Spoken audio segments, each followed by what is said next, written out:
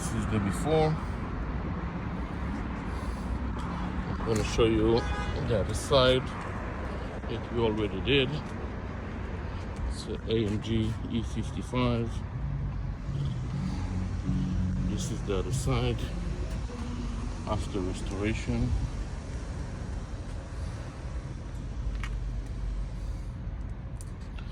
This side was even worse.